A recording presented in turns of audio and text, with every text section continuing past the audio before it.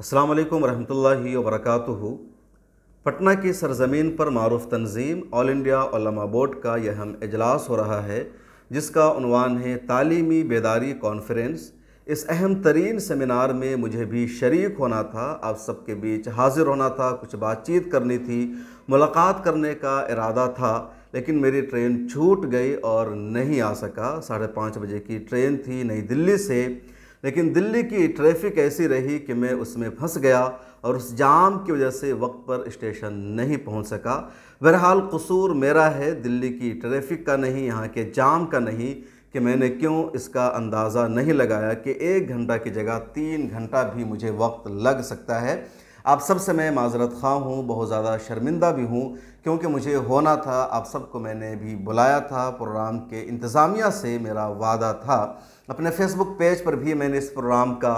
Poster share करके लिखा था कि 23 जुलाई को पटना में ऑल इंडिया उलमा बोर्ड का यह अहम इजलास हो रहा है, जिसमें मेरी भी हाज़िरी होगी और अपने दोस्तों से दरख्वास्त है कि वो यहाँ तशरीफ़ लाएँ। और जैसा कि मुझे मालूम हुआ कि आप में से कई सारे दोस्त अहबाब मेरे ऐसे हैं, जानने वाले या मुझे सुनने वाले, जो बड़ा रास्त आज मुझसे मिलने आए थे, लेकिन मैं आपके बीच हाज़िर नहीं हूँ, जिसका मुझे बहुत ज़्यादा अफसोस है और मैं शर्मिंदा भी हूँ और आप सब से माज़रत ख़्वाह हूँ।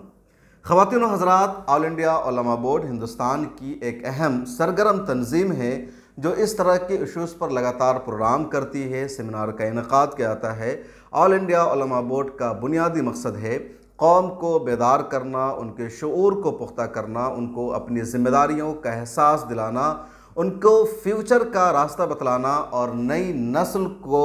आगाह करना कि उनको करना क्या है, उनको बेदार करना कि उनका मुस्तकबिल कैसे कामयाब हो सकता है। ऑल इंडिया उलमा बोर्ड की एक खूबी ये भी है कि जहाँ कहीं भी मुसलमानों पर जुल्म होता है तो ये तंजीम आगे बढ़ती है, आवाज़ उठाती है, हर तरह की मदद देने की कोशिश करती है। मैं बेहद शुक्रगुज़ार हूँ ऑल इंडिया उलमा बोर्ड के तमाम ज़िम्मेदारों का कि वो अपने प्रोग्राम में मुझे बुलाते हैं, मुझे कुछ कहने का मौका फ़राहम करते हैं,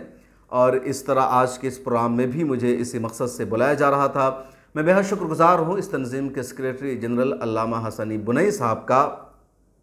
जिन्होंने मुझे खुलूस के साथ मदऊ किया और वो हमेशा कौम और मिल्लत के लिए सरगर्म, मुतहर्रिक और फ़ाल नज़र आते हैं। ख़वातीन हज़रात, आज के इस प्रोग्राम का उन्वान है तालीमी बेदारी कॉन्फ्रेंस और तालीम हमारी ज़रूरत है। इस्लाम में तालीम की बहुत ज़्यादा अहमियत भी है। इस प्रोग्राम की तफसील में बताया गया है कि इस्लाम में कितना अहम है मर्द व औरत के लिए तालीम या एजुकेशन। और अगर हम इस्लामी नज़रियात को देखें, कुरान करीम पर नज़र डालें, अहादीस को देखें, रसूल पाक सल्लल्लाहु अलैहि वसल्लम की सीरत को देखते हैं, तो हमें तालीम की बहुत ज़्यादा अहमियत नज़र आती है। ये बात हम सब को मालूम है कि कुरान करीम की पहली आयत नाजिल हुई, इक़रा बिस्मि रब्बिकल्लज़ी खलक़, जिसमें तालीम की अहमियत बताई गई है, इल्म हासिल करने का हुक्म दिया गया है। इल्म हासिल करने के फ़ायदे बेशुमार हैं। इंसान के अंदर तहज़ीब आती है, तमीज़ आती है, इंसान की तरबियत अच्छी होती है,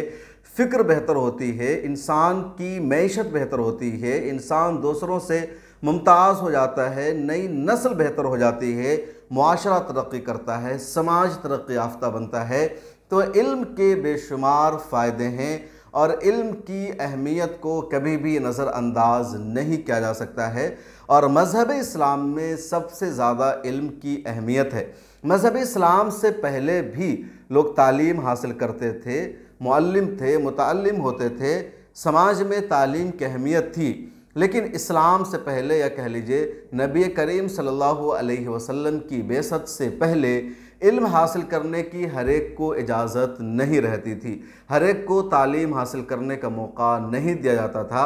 बल्कि समाज के जो अशराफिया होते थे, जो बड़े होते थे, वो सिर्फ तालीम हासिल करते थे, उनको तालीम हासिल करने का राइट हासिल था। बकिया लोगों को, इंसानों को तालीम हासिल करने से रोका जाता था। उनके बारे में तसव्वुर था कि उनका काम है नौकरी करना, मुलाजमत करना, दूसरों की ग़ुलामी करना, वो तालीम हासिल करके मुहज़्ज़ब नहीं बन सकते हैं। नबी करीम सल्लल्लाहु अलैहि वसल्लम ने तालीम को आम किया और हर एक इंसान के लिए तालीम को ज़रूरी करार दिया, उसकी सलाह, उसकी तरक्की के लिए, उसकी बेहतरी के लिए, उसके ہر طرح کی اس کے سماج میں بہتر انسان بننے کے لیے مذہب کی قید نہیں لگائی گئی، جنس کی قید نہیں لگائی گئی، مرد و عورت کی قید نہیں لگائی گئی، امیری اور غریبی کی قید نہیں لگائی گئی، بلکہ اللہ کے رسول صلی اللہ علیہ وسلم نے ہر انسان کو تعلیم حاصل کرنے کا حق دیا۔ اور آج کل جو نعرہ آ رہا ہے رائٹ ٹو ایجوکیشن، کہ ہر ایک کا تعلیم حاصل کرنا فرض ہے، یہ نعرہ پہلی مرتبہ نبی کریم صلی اللہ علیہ وسلم نے ہی دیا تھا، اور اسی پر پوری دنیا میں آج عمل ہو رہا ہے۔ حالانکہ آج بھی کہیں نہ کہیں کچھ لوگوں کو تعلیم حاصل کرنے سے روکا جاتا ہے۔ اسلام پر، یا کہہ لیجئے مذہب اسلام کے ماننے والوں پر دوسرا بڑا الزام لگتا ہے کہ یہاں صرف علم دین کو حاصل کرنے کا حکم دیا گیا ہے، قرآن و حدیث کا علم سیکھنے کے لیے کہا گیا ہے، دنیاوی علم کی یا سائنس کی یا جو عصری علوم ہیں اس کو حاصل کرنے سے روکا گیا ہے۔ یہ سراسر جھوٹ ہے، الزام ہے۔ اسلام نے تعلیم حاصل کرنے کا حکم دیا ہے، قرآن کریم میں جگہ جگہ تعلیم حاصل کرنے کی بات چیت کی گئی ہے، اور تعلیم اور یا جو علم کا لفظ آیا ہے وہ علم مطلق ہے، اور جب علم کو مطلق رکھا جاتا ہے تو علم کا مطلب ہوتا ہے لامحدود ہے، یعنی کوئی بھی علم حاصل کرنا ضروری ہے، کسی بھی طرح کا علم حاصل کیا جا سکتا ہے۔ دوسرے لفظوں میں کہہ لیجئے کہ اسلام نے ہر اس علم کو حاصل کرنے کا حکم دیا ہے جو علم انسان کے لیے فائدہ مند ہو سکتا ہے، جو نفع بخش ہو سکتا ہے، جن چیزوں سے انسان کا اس وقت واسطہ پڑ سکتا ہے، ان تمام چیزوں کو حاصل کرنا ایک طرح سے فرض قرار دیا گیا ہے۔ اور اس کی تاریخ حضرت آدم علیہ السلام سے ہی ملتی ہے۔ جب حضرت آدم علیہ السلام کو اللہ تعالیٰ نے پیدا کیا اور ان کو کہا گیا کہ آپ ان چیزوں کے نام بتائیے، انہوں نے انکار کیا، پھر اللہ تعالیٰ نے ان ناموں کا علم بتایا حضرت آدم علیہ السلام کو، اور جب انہوں نے بتا دیا فرشتوں کے سامنے، تو اس وقت جن چیزوں سے واسطہ پڑ رہا تھا حضرت آدم علیہ السلام کا، ان تمام چیزوں کا علم حضرت آدم علیہ السلام نے بتایا۔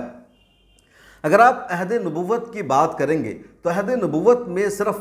قرآن اور حدیث کا علم صحابہ کرام کے پاس، نبی کریم صلی اللہ علیہ وسلم کے پاس نہیں تھا، بلکہ نبی کریم صلی اللہ علیہ وسلم نے اس وقت پیش آنے والی تمام چیزوں کا علم حاصل کرنے کا حکم دیا صحابہ کرام کو، اور ان کی تربیت کی، ان کی تلقین کی، اور کہا ہر ایک علم حاصل کرو۔ چنانچہ آپ دیکھیں گے کہ عہد رسالت میں صحابہ کرام بزنس کرتے تھے، تجارت کرتے تھے، تو کیا وہ تجارت بغیر علم کے کرتے تھے؟ نہیں، ان کو بزنس کا علم تھا، ان کو تجارت کا اصول معلوم تھا، اور آپ صلی اللہ علیہ وسلم ہمیشہ اس کو اپریشیٹ کرتے تھے۔ خود آپ صلی اللہ علیہ وسلم کی دلچسپی تھی تجارت میں۔ نبی کریم صلی اللہ علیہ وسلم کی پہلی زوجہ محترمہ حضرت خدیجہ رضی اللہ تعالیٰ عنہ بہت بڑی بزنس وومن تھی، تو آپ نے اکنامک ایجوکیشن کو اس وقت بھی پروموٹ کیا، فروغ دیا، اس کی اہمیت تھی۔ نبی کریم صلی اللہ علیہ وسلم کے زمانے میں معمار تھے، گھر بنانے والے تھے، انجینئر تھے جو نقشہ بناتے ہیں، خود مسجد نبوی کی تعمیر ہوئی، تو کیا بغیر علم کے ہو گیا؟ اسی طرح عہد نبوت میں میڈیکل کے ایجوکیشن کی بہت زیادہ اہمیت ملتی ہے کہ آپ صلی اللہ علیہ وسلم نے کئی طبیبوں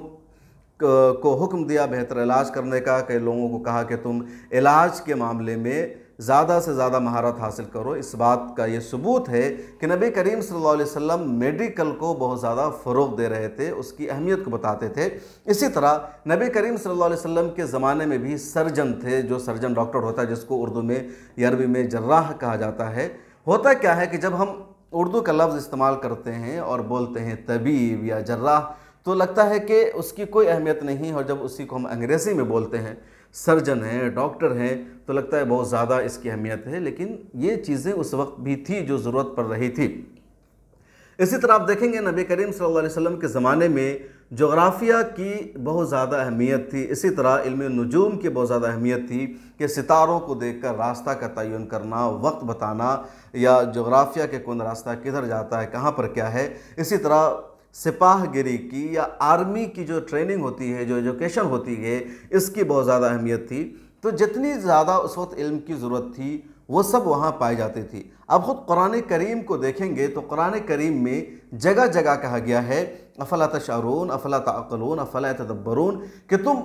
غور و فکر کیوں نہیں کرتے، تم عقل سے کام کیوں نہیں لیتے، تم سوچتے کیوں نہیں ہو، تم شعور کا استعمال کیوں نہیں کرتے ہو۔ اور یہ سب انسان کو اس لیے کہا گیا ہے کہ تم اپنی عقل سے کام لو، سوچو اللہ تعالیٰ نے ان چیزوں کو کیوں پیدا کیا ہے، تخلیق کا مقصد کیا ہے۔ اور یہ ساری چیزیں انہی علوم کی طرف اشارہ کرتی ہے جس کو آج سائنس کہا جاتا ہے، جس کو ٹیکنالوجی کہا جاتا ہے، جس کو ڈیجیٹل کا علم کہا جاتا ہے، جس کو مارکیٹ سے جوڑا جاتا ہے، یا کہہ لیجئے جو دنیاوی علوم ہیں، عصری علوم ہیں، یہ تمام چیزیں انہی علوم کی طرف دلالت کرتی ہے۔ تو قرآن کریم میں واضح طور پر علم حاصل کرنے کی بات کی گئی ہے، اور جب مطلق علم کی بات ہوتی ہے تو علم نافع تقریباً 800 جگہ، یا کہہ لیجئے 800 اس طرح کے ورڈز ہیں جہاں تشرون کا استعمال ہے، تدبرون کا استعمال ہے، عقل کو استعمال کرنے کا استعمال ہے، اور ساری چیزیں دلالت کرتی ہے کہ انسان کے کام آنے والے تمام علم کو سیکھو۔ اسی وجہ سے نبی کریم صلی اللہ علیہ وسلم ہمیشہ علم نافع کی دعا کرتے تھے، اللہم انی اسألوک علما نافعا۔ اسی طرح آپ صلی اللہ علیہ وسلم سے یہ بھی ثابت ہے کہ آپ پناہ مانگتے تھے، اللہم انی اعوذ بک من علم لا ینفع، کہ اللہ میں پناہ مانگتا ہوں آپ کی ایسے علم سے جو نفع بخش نہ ہو۔ تو ثبوت ہے کہ علم نافع کی اسلام میں اہمیت ہے، مقبولیت ہے، اسی پر زور دیا گیا ہے، اور علم نافع ہر دور میں وہ تمام علم رہا ہے جس کی انسانوں کو ضرورت پڑتی ہے۔ آج کی تاریخ میں میڈیکل ایجوکیشن ہے، یا IIT کی تعلیم ہے، یا اکنامک ایجوکیشن ہے، یا سائنس کا سبجیکٹ ہے، یا آرٹس کا سبجیکٹ ہے، یا آرمی سے ریلیٹڈ ایجوکیشن ہے، یا خواہ چاند پر جانے کی بات ہو، زمین کی گہرائی میں جانے کی بات ہو، سمندر کی تہہ تک پہنچنے کا معاملہ ہو، یہ تمام ایجوکیشن کو حاصل کرنے کا اسلام نے حکم دیا ہے، کیونکہ یہ سب انسانوں کی ضرورت ہے، اور ہمیشہ اس پر فوکس کیا گیا ہے، اور یہی سے اس بات کا ثبوت مل رہا ہے کہ مذہب اسلام کے بارے میں غلط نظریہ قائم کیا گیا کہ وہاں دنیاوی علم حاصل کرنے سے روکا گیا، یا سائنس کی اہمیت نہیں ہے، ٹیکنالوجی کی اہمیت نہیں ہے، بلکہ تمام علم حاصل کرنے کا ہمیں حکم دیا گیا ہے۔ بہت مشہور حدیث ہے نبی کریم صلی اللہ علیہ وسلم کی، الکلمۃ الحکمۃ ضالۃ المؤمن فحیث وجد فہو احق بہا، کہ حکمت کی جو بات ہے وہ مومن کا ایک گمشدہ سامان ہے، جو جہاں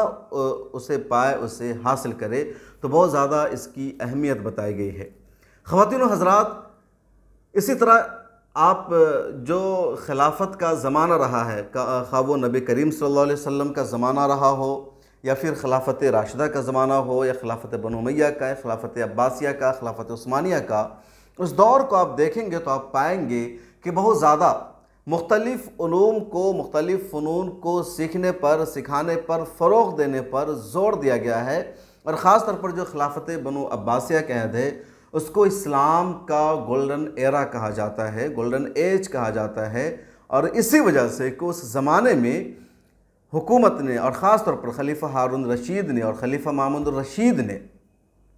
ایجوکیشن کو فروغ دیا، بڑے بڑے ایکسپرٹ کو ہائر کیا، ٹرانسلیٹر کو، معلم کو، اور ان سب نے یونان کے فلسفہ کو عربی میں، فارسی میں، دیگر زبانوں میں ٹرانسلیٹ کیا، اور علوم کو منتقل کرنے کا سلسلہ شروع ہوا۔ خلافت بنو عباسیہ کی اب تاریخ پڑھیں گے تو اس زمانے میں نئے ملک زیادہ فتح نہیں ہوئے، زیادہ شہروں کو فتح نہیں کیا گیا، خلافت بنو عباسیہ کے حکمرانوں نے زیادہ بڑی بڑی جنگیں نہیں کی، اس کے باوجود اس ایرا کو، اس زمانے کو اسلام کا گولڈن ایج کہا جاتا ہے، اور اسی وجہ سے اس میں بہت زیادہ ریسرچ ہوا، بہت زیادہ سائنسی علوم کو فروغ دیا گیا، بہت زیادہ ٹرانسلیشن کا کام کیا گیا۔ اسی طرح پھر خلافت عثمانیہ میں یہ سارے کارنامے انجام دیے گئے۔ تو یہ وجہ ہے خلافت بنو عباسیہ کو گولڈن ایج کہنے کی، کہ اس میں بہت زیادہ علوم و فنون کو فروغ دیا گیا۔ اسی طرح جب اندلس میں مسلمانوں کی حکومت تھی تو وہاں بہت زیادہ علوم و فنون کو، سائنس کو، جغرافیہ کو، اور جتنے جدید علوم ہو سکتے ہیں ان سب کو فروغ دیا گیا۔ بڑے بڑی یونیورسٹیز وہاں قائم تھی، بڑے بڑے ریسرچ ادارے قائم کیے گئے تھے، بڑے بڑے انسٹیٹیوٹ قائم کیے گئے تھے، اور دنیا بھر پر اثر انداز ہو رہا تھا اندلس کا یہ جو ایجوکیشن کا نظام اور سسٹم۔ تو اسلام کے ہر زمانے میں ایجوکیشن کو اہمیت دی گئی ہے، تعلیم کو آگے بڑھایا گیا ہے، اور یہ اسلام کا واضح حکم ہے، نبی کریم صلی اللہ علیہ وسلم کا پیغام ہے۔ اس لیے آج کے اس دور میں بھی ہمیں ایجوکیشن کو آگے بڑھانے کی ضرورت ہے، ایجوکیشن کی اہمیت بتانے کی ضرورت ہے، اور ہمارا یہ عزم ہونا چاہیے خواتین و حضرات کہ ہمیں ہر ایک بچے کو تعلیم یافتہ بنانا ہے، ہر ایک کو اسکول بھیجنا ہے، ہر ایک کو مدرسہ بھیجنا ہے، ہر ایک کو تعلیم سے آراستہ اور پیراستہ کرنا ہے، کیونکہ تعلیم حاصل کرنے کے بعد ہی ان کی ترقی ہوگی، ان کو کامیابی ملے گی۔ اور ہندوستان یعنی اس ملک میں، اس ماحول میں جہاں ہمیں ہر سطح پر دبایا جاتا ہے، ہمارے ساتھ تعصب کا معاملہ بڑھتا جاتا ہے، ہمیں ہر جگہ پر ہماری جان اور مال کو خطرہ محسوس ہوتا ہے، ایسے ملک میں ضروری ہے کہ ہم زیادہ سے زیادہ تعلیم حاصل کریں اور تعلیم حاصل کر کے تمام سیکشن میں اپنی مضبوط گرفت بنائیں، تاکہ وہ نہ چاہنے کے باوجود بھی ہماری قابلیت کی وجہ سے، ہماری لیاقت کی وجہ سے، ہماری صلاحیت کی وجہ سے ہمیں ان عہدوں پر رکھنے پر مجبور ہو جائے۔ اور جب آپ ان کو مجبور کریں گے تو پھر دنیا کی کوئی بھی طاقت آپ کو کمزور نہیں کر سکتی ہے، آپ کو پیچھے نہیں ہٹا سکتی ہے۔ APJ عبدالکلام ہندوستان کے میزائل مین بنے اپنی تعلیمی قابلیت کی وجہ سے، اپنی لیاقت کی وجہ سے۔ یقیناً ان کو بھی پیچھے ہٹانے کی کوشش کی گئی ہوگی، ان سے تعصب بڑھتا گیا ہوگا، ان سے حسد کیا گیا ہوگا، مسلمان ہونے کی وجہ سے ان کو بہت گھٹیا نظروں سے دیکھا گیا ہوگا، لیکن ان کے اندر قابلیت ایسی تھی، صلاحیت ایسی تھی کہ چاہنے کے باوجود ان کو نظر انداز نہیں کر سکتے تھے، کیونکہ وہ میزائل مین تھے۔ اور ایسے دسیوں لوگوں کی ہمارے ملک میں تاریخ ہے۔ اس لیے ہمیں تعلیم کی اہمیت پر زور دینا ہے، ہمیں علم حاصل کرنا ہے، اور علم حاصل کر کے تمام شعبوں میں اپنا ایک مقام پیدا کرنا ہے۔ اور علم حاصل کرنے کا حکم ہمیں اسلام سے ملتا ہے، شریعت سے ملتی ہے، ہمارا مذہب ہمیں علم حاصل کرنے کا حکم دیتا ہے۔ ہاں، ایک بات کا یاد رکھنا ضروری ہے کہ اب دنیا کا جو علم حاصل کیجئے، آپ ڈاکٹر بنیے، انجینئر بنیے، آپ سائنٹسٹ بنیے، آپ ITN بنیے، آپ جس شعبے میں جائیے، آپ چاند پر جائیے، لیکن اسلام کا بیسک علم ضرور حاصل کیجئے۔ اللہ کو اور نبی کریم صلی اللہ علیہ وسلم کو کبھی بھی فراموش مت کیجئے۔ اسلام کے ساتھ جڑ کر کے آپ زندگی کے تمام شعبوں میں جائیے، تو آپ کے علم کی وجہ سے آپ کو کامیابی ملے گی، ترقی ملے گی، اور ہر جگہ آپ سرخرو کہلائیں گے۔ تو آج کے اس پروگرام کا یہی میرا میسج ہے، یہی میرا پیغام ہے۔ ایک مرتبہ میں آپ سبھی کا شکر گزار ہوں کہ میری حاضری نہ ہونے کے باوجود بھی ویڈیو کانفرنسنگ کے ذریعے آپ سب مجھے سن رہے ہیں، آپ سب نے مجھے سنا، آپ سب میرے خیالات سے محظوظ ہوئے۔ مجھے امید ہے کہ آپ سب کو میری یہ باتیں پسند آئے گی، آپ سب میری باتوں سے ایگری کریں گے، اور